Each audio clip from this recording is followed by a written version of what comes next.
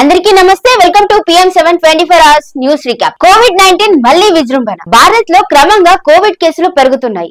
మొత్తం 1010 యాక్టివ్ కేసులు ఉన్నాయి. కేరళలో అత్యధికంగా 340 పైగా యాక్టివ్ కేసులు నమోదు కాగా నోయిడాలో 19 కొత్త కేసులు వచ్చాయి.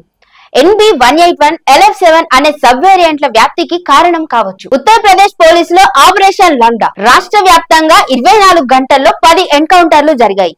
8 జిల్లాల్లో ఈ ఆపరేషన్ నిర్వహించారు. మాఫియాలపై సున్నా సహన విధానమే ముఖ్య ఉద్దేశం. బిడ్డల అమ్మకానికి break. Inter state racket bust. సూర్యాపేటలో బాలల విక్రయ రాకెట్ ను పోలీసులు పట్టుకున్నారు.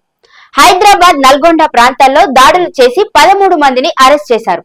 మొత్తం 10 పసిపిల్లల్ని కాపాడారు. టీడీపీ జాతీయ అధ్యక్షుడిగా మరోసారి చంద్రబాబు. తెలుగుదేశం పార్టీ జాతీయ అధ్యక్షుడిగా నారా చంద్రబాబు మరోసారి ఏకగ్రీవంగా ఎన్నికయ్యారు.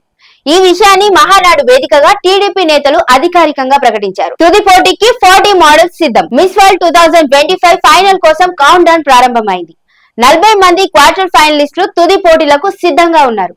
31వ తేదీన హైదరాబాద్ హైటెక్స్ లో జరిగే ఈ గ్రాండ్ ఈవెంట్ కి 3500 మంది అతిథులు హాజరవుతారు. సీఎం రేవంత్ రెడ్డికి షాక్. చెన్నూరు ఎమ్మెల్యే వివేక్ కు మాలలకు మంత్రి పదవి ఇవ్వొద్దని మాదిగ సామాజిక వర్గానికి చెందిన కాంగ్రెస్ ఎమ్మెల్యేలు గురువారం అధిష్టానాన్ని కలవనున్నారు. మే 30న అధిష్టానంతో సీఎం రేవంత్ పీసీసీ చీఫ్ భేటీ కానున్నారు. ఫైనల్స్ కి వెళ్లేది ఎవరు? IPL 18 లో లీగ్ దశ ముగిసింది.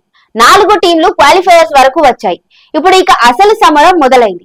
ఈ రోజు క్వాలిఫైయర్ 1 మ్యాచ్ జరగనుంది. ఇందులో బెంగళూరు, పంజాబ్ తలపడనున్నాయి.